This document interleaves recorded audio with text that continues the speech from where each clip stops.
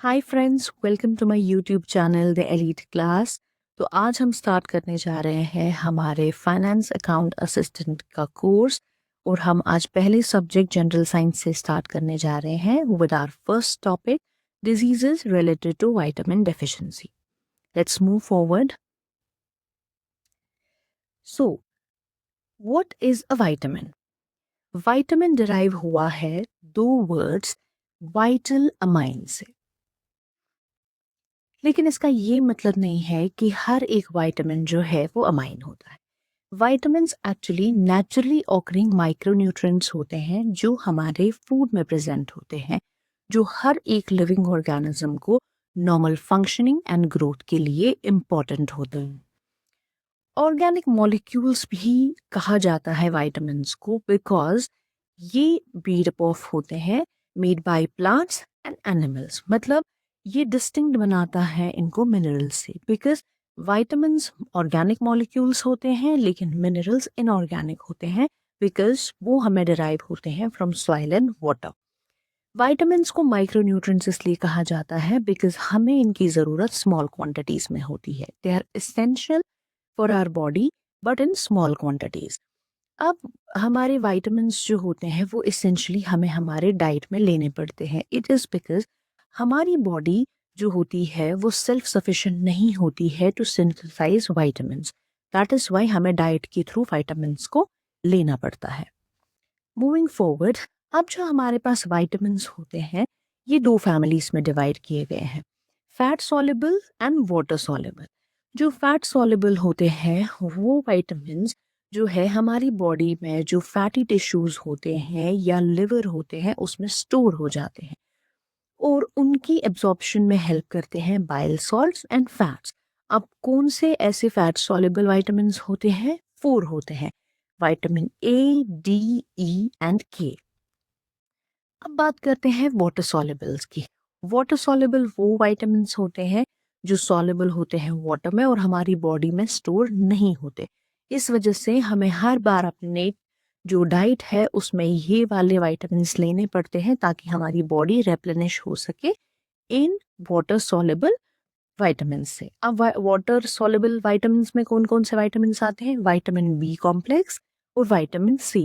That means vitamin B में जितने भी आते हैं 1 2 3 5 एनी जितने भी हैं 8 एंड विटामिन सी।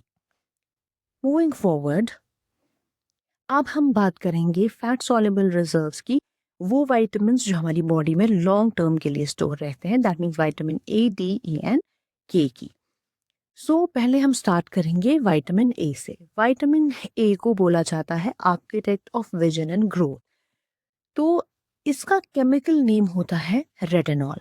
बायोलॉजिकली अगर देखेंगे तो ये दो फॉर्म्स में अवेलेबल होता है, विटामिन ए 1 जिसे हम रेटिनॉल कहते हैं एंड विटामिन ए 2 जिसे हम डीहाइड्रोरेटिनॉल कहते हैं। अब इसके कुछ रूल्स होते हैं। सबसे इम्पॉर्टेंट हमारा विजन का। विजन में इसका ये इम्पोर्टेंट रोल रहता है कि ये रोडोप्सिन फॉर्म करने में हेल्प करता है, जिसकी वजह से जो लाइट होती है वो नर्व इम्पल्स में कन्वर्ट हो जाती है। सेकंड, ये क्या करता है? ये सेल डिफरेंशिएशन में हेल्प करता है। सेल डिफरेंशिएशन का मतलब होता है कि बहुत सारी सेल्स हैं उनको स्पेशलाइज्ड बनाने में, जो उतनी स्पेशलाइज्ड नहीं होगी स्पेशलाइज्ड सेल्स बनाने में उनको हेल्प करता है। नेक्स्ट रोल होता है रिप्रोडक्शन एंड ग्रोथ में। That means it is very crucial for sperm development, foetal development and bone remodelling में। बोन रीमॉडलिंग का मतलब होता है ये एक ऐसा प्रोसेस होता है जिसमें हमारी ओल्ड या डैमेज्ड बोन्स जो होती हैं या उनके टिश्यूज जो होते हैं वो कंटिन्यूअसली रिमूव किए जाते हैं और उसके बदले नई बोन जो होती है वो फॉर्म होती है, जिसकी वजह से स्केलेटन स्ट्रेंथ बरकरार रहती है। नेक्स्ट इसका रोल होता है इम्यूनिटी। मतलब ये इंड्यूस करता है रेगुलेटरी टी सेल्स को ताकि इम्यून रिस्पॉन्स जो है बॉडी का वो बना रहे। अब डेफिशिएंसी देखेंगे हम, विटामिन ए डेफिशिएंसी की वजह से कौन सी डिजीज होती है। प्राइमरी जो होती है मतलब इसकी वजह से ब्लाइंडनेस हो सकती है। नाइट ब्लाइंडनेस, नाइट ब्लाइंडनेस होता है कि मतलब डार्कनेस के, मतलब हम देखते हैं कि generally we are adapted to darkness also. तो इसमें आपको नाइट ब्लाइंडनेस होने का खतरा होता है अगर आप विटामिन ए डेफिशिएंट है। या ज़ेरोप्थेल्मिया होने का खतरा है। दैट मीन्स आई का जो ये होता है, आई इंटरनली ड्राई होना शुरू हो जाती है और अगर ये लॉन्ग टर्म रहा तो उसकी वजह से परफेक्ट ब्लाइंडनेस भी हो सकती है। इसी तरीके से केराटोमेलाशिया हो सकता है, बाइट डॉट स्पॉट्स हो सकते हैं, तो पोटेंशियल ब्लाइंडनेस भी उसकी वजह से हो सकती है। बाइट डॉट स्पॉट्स में भी होता है कि वाइट पैचेस इनसाइड द आई बन जाते हैं। एंड बाकी चीज़ें जो है जैसे कि टेस्ट परसेप्शन में प्रॉब्लम हो सकती है या ग्रोथ रिटार्डेशन हो जाती है, तो वो सारी प्रॉब्लम्स जो है वो होने लगती है। ग्रोथ रिटार्डेशन मोस्टली आप देखते हैं वो चिल्ड्रन में होती है, उनकी स्टंटेड ग्रोथ रहती है। दैट मीन्स इम्यून सिस्टम पे भी इफेक्ट आता है। ये सारी जो प्रॉब्लम्स होती हैं वो विटामिन ए डेफिशिएंसी की वजह से होती है। Moving forward to another fat soluble vitamins, अब हम बात करेंगे विटामिन डी की, जिसका केमिकल नेम है कॉलीकैल्सिफेरॉल, और इसे हम गार्डियन ऑफ बोन हेल्थ भी कहते हैं। We know how much important is vitamin D for our bone health. इसका रोल भी होता है, ये ब्लड लेवल में जो है कैल्शियम और फास्फोरस की लेवल्स ब्लड में चेक करता है, वो रेगुलेट करता है, एंड बोन कैल्सिफिकेशन में भी जहाँ जो है वो हेल्प करता है। अब इसकी डेफिशिएंसी की वजह से जो डिजीजेस होती हैं वो है रिकेट्स बच्चों में, मतलब उनकी जो ये होती हैं लेग की बोन्स वो बहुत फ्रेजाइल हो जाती हैं और वो ऐसी शेप ले लेती हैं। तो या बड़ों में हम देखते हैं ऑस्टियोमेलेशिया होता है या ऑस्टियोपोरोसिस, मतलब जो है वो बोन्स पे इफेक्ट करता है और बोन्स में कमजोरी आने की वजह से ये डिजीजेस हो जाती हैं, और वो डिजीजेस होने का रीजन होता है विटामिन डी की डेफिशिएंसी होना। अब हम बात करेंगे विटामिन ई की, जिसका केमिकल नेम है टोकोफेरॉल। ये प्राइमरी सेल्यूलर एंटीऑक्सीडेंट होता है। एंटीऑक्सीडेंट का मतलब होता है जैसे हमारे सेल में प्रोसेस हो रहा होता है, तो उसमें हम देखते हैं नॉर्मल मेटाबॉलिज्म की वजह से फ्री रेडिकल्स जो होते हैं वो हमारी बॉडी में मूव करने लगते हैं। तो प्रोटेक्ट करना उन फ्री रेडिकल्स से हमारी सेल्स को एक सब्सटेंस की ज़रूरत होती है जिसे हम एंटीऑक्सीडेंट कहते हैं। तो विटामिन ई जो होता है वो प्राइमरी सेल्यूलर एंटीऑक्सीडेंट का काम करता है और हमारी सेल्स को जो ऑक्सीडेटिव डैमेज होता है उससे बचाता है। स्पेशली हमारी आरबीसीज को हेमोलिसिस से बचाता है। हेमोलिसिस सिंपली होता है रप्चर या destruction of the RBCs, and it is also said to be an interstellarity vitamin बोला जाता है विटामिन ई को, क्योंकि ये क्रूशल होता है हमारी रिप्रोडक्टिव हेल्थ के लिए, बोथ मेन एंड वुमेन, क्योंकि जो इसमें पोटेंट एंटीऑक्सीडेंट प्रॉपर्टीज होती है वो हमारे रिप्रोडक्टिव सेल्स जो होती हैं उनको डैमेज से प्रोटेक्ट करता है। तो उस वजह से इसको हम एंटीस्टर्लिटी विटामिन भी कहते हैं। अब इसकी डेफिशिएंसी की वजह से हमें मतलब क्या क्या प्रॉब्लम्स आ सकती हैं, जैसे एनीमिया हो सकता है, ठीक है, मसल डिस्ट्रोफी हो सकता है। मसल डिस्ट्रोफी सिंपली एक जेनेटिक डिसऑर्डर होता है जिसमें बहुत ज़्यादा वीकनेस आ जाती है बॉडी में, स्केलेटन कमज़ोर हो जाता है, मसल मास जो है वो लूज़ हो जाता है और उसकी वजह से फंक्शनिंग में प्रॉब्लम होती है, चलने उठने बैठने दौड़ने में, इन सारी चीज़ों में प्रॉब्लम रहती है और बाकी सारी न्यूरोमस्कुलर प्रॉब्लम्स भी होने लगती हैं। Coming to the next vitamin, that is vitamin K. अब हम विटामिन के की बात करेंगे। सो जो विटामिन के होता है इसे हम लोग, बहुत सारे केमिकल नेम्स होते हैं इसके। विटामिन के वन अगर हम बोलेंगे तो के वन को हम लोग नाम देते हैं फाइलोक्विनोन, ठीक है, आपने सुना होगा हर जगह। विटामिन के टू भी होता है, उसका नाम होता है मेनाक्योनोन, और एक सिंथेटिक विटामिन होता है के थ्री जिसे हम मेनाडोइन बोलते हैं। तो ये वो नाम है जो के थ्री है actually. K1 is phylloquinone, K2 is menaquinone, and K3, a synthetic form of vitamin K, is menadione.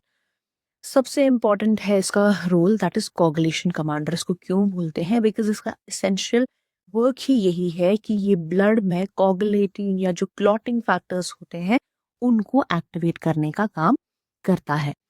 And oxidative phosphorylation में भी इसका बहुत बड़ा रोल होता है। यार आपको पता ही होगा कि ऑक्सीडेटिव फॉस्फोरिलेशन सिंपली जो होता है हमारे सेल्स जो है वो कन्वर्ट करते हैं nutrients of our food into the energy जो हमें बॉडी को ज़रूरत होती है, that is ATP, energy currency, उसमें कन्वर्ट करता है। अब विटामिन के की डेफिशिएंसी से क्या क्या डिजीजेस जो है वो हो सकती हैं। विटामिन इसकी के की डेफिशिएंसी जो होती है उसकी वजह से ब्लड कोगुलेशन में प्रॉब्लम आ सकती है। तो जो क्लॉटिंग होती है वो नहीं होगी प्रॉपर टाइम पे, जिसकी वजह से अनकंट्रोल्ड ब्लीडिंग हो सकती है और कभी कभी इसकी वजह से किसी पेशेंट की डेथ भी हो सकती है। मूविंग फॉरवर्ड, अब हम आएंगे वाटर सॉल्युबल जो हमारे वाइटामिन्स होते हैं उन पे, जो हमारी मेटाबॉलिक फंक्शनिंग के लिए बहुत इंपॉर्टेंट होते हैं। अब हम सबसे पहले बात करेंगे विटामिन बी कॉम्प्लेक्स की। विटामिन बी कॉम्प्लेक्स में actually group of 8 distinct molecules होता है वो, जो कि हमारी बॉडी में कोएंजाइम्स का काम करते हैं। कोएंजाइम्स का मतलब कि हमारे एंजाइम्स के लिए इसेंशियल हेल्पर मॉलिक्यूल का काम करते हैं, जिसकी वजह से हमारी बॉडी जो भी फूड में एनर्जी होती है वो उसको कन्वर्ट कर पाते हैं। ठीक है, अब इसमें हमारे पास 8 टाइप के कौन कौन से विटामिन होते हैं। Vitamin B1, B2, B3, B5, B6, B7, B9 and B12। हम अब इनको वन बाय वन पढ़ेंगे। सबसे पहले है जो कोर एनर्जी कोएंजाइम्स होते हैं, B1, B2 and B3। Vitamin B1 का केमिकल नेम इज थायमीन। इसमें जो कोएंजाइम होता है दैट इज थायमीन पायरोफॉस्फेट, जिसे हम TPP भी कहते हैं। इसका जो मेन रोल होता है वो होता है ऑक्सीडेटिव डीकार्बोक्सिलेशन में।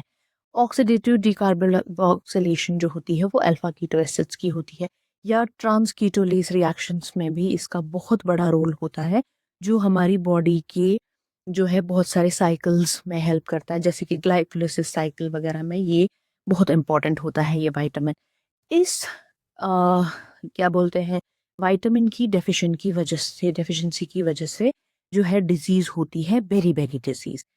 बेरी बेरी एक टाइम की डिजीज होती है जो कि बॉडी में लैक ऑफ थायमीन की वजह से होती है। तो ये हमारा जो थायमीन होता है ये बहुत इंपॉर्टेंट होता है हमारी फूड को एनर्जी में कन्वर्ट करने के लिए। और अगर इसकी डेफिशिएंसी होती है तो इसमें हार्ट एंड नर्वस सिस्टम भी इशू हो जाता है, फटीग आने लगता है आपकी बॉडी में, इरिटेबिलिटी होती है, आपको भूख नहीं लगती है, बहुत न्यूरोलॉजिकल इश्यूज होने लगते हैं। अब बेरी बेरी दो टाइप्स के होते हैं, वेट एंड ड्राई।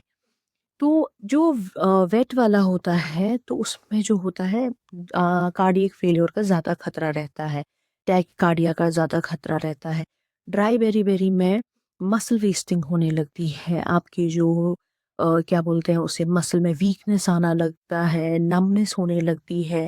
तो इस वजह से आपको रिफ्लेक्सेस जो है कम महसूस होते हैं बॉडी में। तो ये सारी चीज़ें होती हैं।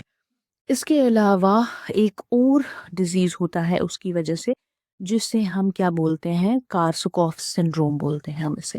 कार्सोकॉफ सिंड्रोम में क्या होता है कि आपकी पर्सनालिटी में चेंजेस आना शुरू हो जाती है, या वर्निक्स एनसेफेलोपैथी भी होती है, जिसकी वजह से जो होता है ब्रेन जो होता है वो एक्चुअली उसमें ऑक्यूलोमोटर डिसफंक्शन होने लगता है, और उसकी वजह से हमेशा वो इंसान कंफ्यूजन में रहता है। तो कार्सोकॉफ सिंड्रोम के बाद हमने क्या बोला था, और वर्निके एन्सेफेलोपैथी अलग और एक डिजीज होती है जो विटामिन B1 की डेफिशिएंसी से होती है। Moving forward to another vitamin that is vitamin B2, जिसका केमिकल नेम है राइबोफ्लाविन। अब इसके जो को एंजाइम्स होते हैं वो है FMN that is फ्लेमिन mononucleotide and FAD flavin adenine dinucleotide.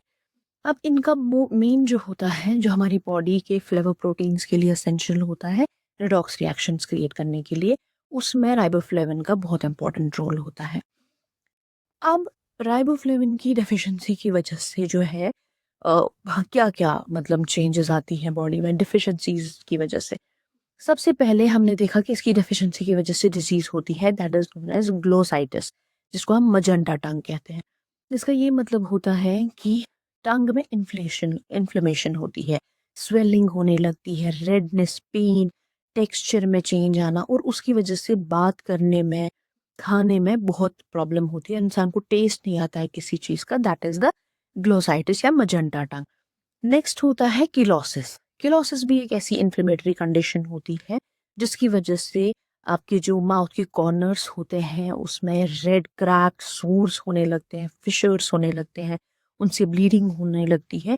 तो कभी कभी उसे हम लिप ड्रिलिंग ड्रूलिंग भी कहते हैं। ठीक है, next is angular stomatitis that is similar to the cheilosis, लेकिन इसमें क्या होता है कि आपके जो क्रैक्स या जो हमारे कॉर्नर्स होते हैं माउथ के, वो क्रैक हो जाती है उसकी स्किन, वहाँ पेन होने लगती है, ब्लीडिंग होने लगती है, सॉगीनेस हो जाती है, रेडनेस हो जाती है।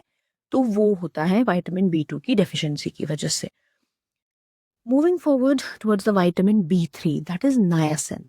That is the chemical name of vitamin B3. And इसमें जो coenzymes होते हैं NAD positive and NADP positive, that is nicotinamide adenine nucleotide and nicotinamide adenine dinucleotide phosphate. P का मतलब है phosphate. अब इनका रोल क्या होता है? हमारी ATP जनरेशन में इनका रोल होता है, हमारे बायोसिंथेटिक रिएक्शंस में इनका रोल होता है. इनकी डेफिशिएंसी की वजह से जो डिजीज होती है that is pellagra. It's a very deadly disease. ये डिजीज जो होती है ये नायासिन की डेफिशिएंसी की वजह से होती है. ठीक है. एंड अगर आपको ये डिजीज हो गई तो इसमें कैरेक्टराइज्ड होती है बाय 3 Ds. डर्मेटाइटिस हो सकता है. डर्मेटाइटिस का मतलब है स्किन इन्फ्लेशन होने का खतरा. उसके बाद डिमेंशिया, दैट मीन्स कंफ्यूजन, भूलने का खतरा. आपको मेमोरी लॉस हो जाती है. एंड उसके बाद डायरिया. ये 3 हो जाती. और अगर ये लॉन्ग टर्म के लिए रहे तो 4 DB हो जाता है. That is death. Death of the person फिर लिखी है. मूविंग फॉरवर्ड, अब हम बात करते हैं about the another water soluble vitamins. तो विटामिन B5 की बात करेंगे. विटामिन B5 को हम पेंटोथेनिक एसिड भी कहते हैं. एंड इसके कोएंजाइम्स को हम COA, that means coenzyme A भी कहते हैं. ये सेंट्रल मॉलिक्यूल का काम करते हैं, चाहे कार्बोहाइड्रेट, लिपिड या प्रोटीन के मेटाबॉलिज्म में. ठीक है. एंड एनालिसिस मेटाबॉलिज्म में भी इनका रोल होता है. विटामिन B5 की डेफिशिएंसी की वजह से होता है burning foot syndrome. Burning foot syndrome का मतलब है कि आपके जो पैर हैं उनमें टिंगलिंग या इंटेंस बर्निंग होने लगती है. दर्द होता है. जो दर्द जो है मोस्टली कहा जाता है कि इट वर्सन्स एट नाइट. तो उसकी वजह से क्या होता है कि ये नर्व डैमेज होता है, जिसकी वजह से ये नर्व डैमेज जो होता है वो मोस्टली इसी डेफिशिएंसी की वजह से होता है, जिसकी वजह से ये और ज़्यादा डेडली हो जाती है. विटामिन B5 की डेफिशिएंसी की वजह से आपको डिप्रेशन हो सकता है, वॉमिटिंग, इंसोम्निया, स्टमक पेन्स हो सकती है, इंटेस्टाइनल डिस्टर्बेंस रह सकता है. ये सारी चीज़ें जो है विटामिन B5 डेफिशिएंसी की वजह से होती हैं.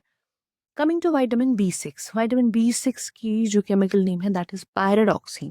और इसका कोएंजाइम होता है पायरिडॉक्सिल फॉस्फेट. इसका मेन रोल होता है इन अमीनो एसिड मेटाबॉलिज्म में, डीकार्बोक्सिलेशन में या गाबा सिंथेसिस में. इसकी डेफिशिएंसी की वजह से होता है एनीमिया, स्किन लेशंस, कन्वर्जन्स होते हैं. तो ये सारी डिजीजेस जो है वो विटामिन B6 की वजह से होती है. और समटाइम्स कीलोसिस, ग्लोसाइटिस जो हमने देखा था वो भी इसकी वजह से हो सकता है. डिप्रेशन, कन्फ्यूजन्स, ये सारी चीज़ें भी विटामिन B6 की डेफिशिएंसी की वजह से हो सकती हैं. Moving forward to vitamin B7, biotin जिसका केमिकल नेम है. एंड इसमें जो रोल होता है वो, इसका मेन एक्चुअली रोल जो होता है वो कार्बोक्सिल रिएक्शंस में होता है. फैटी एसिड सिंथेसिस में इसका रोल है. ग्लाइकोनियोजेनेसिस में इसका रोल है. डेफिशिएंसी की वजह से डर्मेटाइटिस हो जाता है.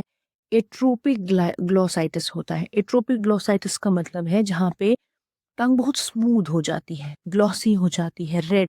और उसमें जो छोटे छोटे बम्प्स आने लगते हैं जिनमें पेन होता है, बर्निंग सेंसेशन होता है व्हेन यू टॉक या व्हाइल ईटिंग. मसल पेन होने लगता है या हेलुसिनेशंस होने लगते हैं due to the deficiency of biotin. Moving forward to vitamin B9 जिसे हम फोलिक एसिड भी कहते हैं. Folic acid is very important for DNA है सिंथेसिस के लिए. So it is very important to remember कि DNA सिंथेसिस के लिए हमारे पास जो इम्पोर्टेंट विटामिन होता है that is vitamin B9. It is very crucial for carbon metabolism, DNA synthesis and formation and maturation of the RBCs के लिए भी बहुत इंपॉर्टेंट है. अब इसकी डेफिशिएंसी की वजह से होता है माइक्रोसाइटिक एनीमिया. माइक्रोसाइटिक एनीमिया का मतलब होता है कि ये ब्लड डिसऑर्डर होता है जहाँ पर जो बोन मैरो होता है वो प्रोड्यूस करता है एबनॉर्मल RBCs को. तो शॉर्ट में आप इतना याद रख सकते हैं. और इसमें increase risk of neural tuber defects होता है. मतलब एक सीरियस रिस्क होता है ड्यूरिंग प्रेगनेंसी जो कि बच्चे के ब्रेन को या स्पाइनल कॉर्ड को अफेक्ट करता है. Moving forward to vitamin B12 जिसका केमिकल नेम है साइनोकोबैलामिन. और ये protector of nerve and bloods होता है.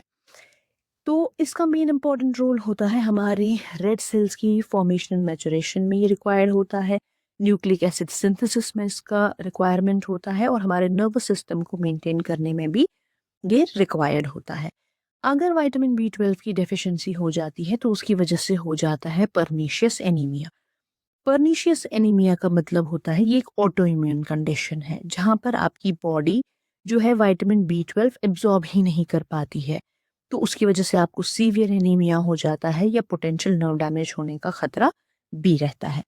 नेक्स्ट इज डीमाइलेशन, माइलिनेशन हो जाता है। माइलिन जो होता है शीथ होता है, प्रोटेक्टिव इंसुलेशन करता है वो हमारे नर्व फाइबर्स को, लेकिन अगर विटामिन B12 की डेफिशिएंसी होती है तो ये माइलिन शीथ जो होता है हमारे नर्व फाइबर्स के आसपास नहीं रह पाता है, तो उसकी वजह बन नहीं पाता, तो उसकी वजह से जो इलेक्ट्रिक सिग्नल्स हमारे ब्रेन और बॉडी के नर्व्स के बीच में जो है एक्सचेंज हो रहे होते हैं वो डिसरप्ट हो जाते हैं। एबनॉर्मल होमोसिस्टीन लेवल्स, मतलब हमारे पास हाई लेवल्स ऑफ ये जो होती है होमोसिस्टीन रहता है, जिसकी वजह से हमारे जो अमाइनो एसिड्स है ऑफ द बॉडी वो एफिशिएंटली जो है यूटिलाइज नहीं हो पाते हैं बॉडी फंक्शनिंग के लिए। ये कुछ डिजीजेस है जो विटामिन B12 की डेफिशिएंसी की वजह से होते हैं। Moving forward to the vitamin C. So vitamin C जो होता है इसका केमिकल नेम है एस्कॉर्बिक एसिड। तो ये जो एस्कॉर्बिक एसिड होता है ये इसके बहुत सारे रोल्स होते हैं, साइकोलॉजी और फिजियोलॉजिकल रोल्स होते हैं, जैसे कि हमारे जो ऑक्सीडेटिव स्टेट्स हैं, की oxidative states within the cell उनको ये रेगुलेट करता है। वुंड रिपेयर करने में ये हेल्प करता है because it's essential for collagen synthesis. हमारे जो प्राइमरी प्रोटीन है इन द कनेक्टिव टिश्यू वो इसमें जो होता है वो विटामिन सी उसका काम करता है।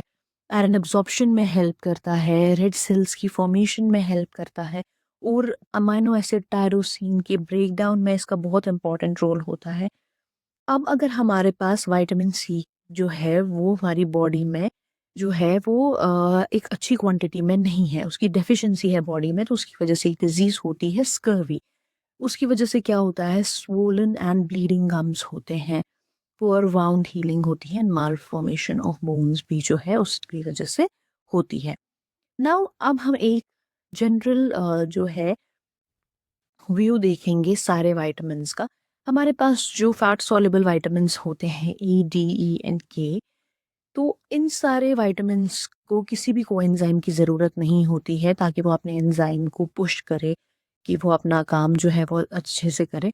विटामिन E की डेफिशिएंसी से नाइट ब्लाइंडनेस एंड जीरोप्थेल्मिया हो सकता है। विटामिन D की डेफिशिएंसी से रिकेट्सन और ऑस्टियोपोरोसिस हो सकता है। विटामिन E की वजह से जो है स्टेरिलिटी में इफेक्ट हो सकता है। विटामिन K से ब्लड क्लॉटिंग डिसऑर्डर हो सकता है।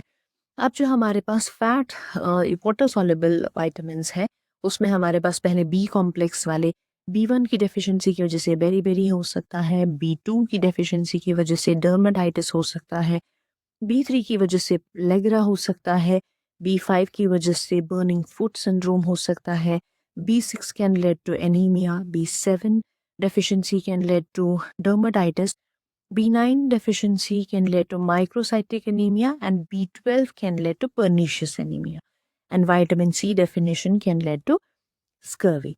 So this is all about in our diseases related to vitamins chapter.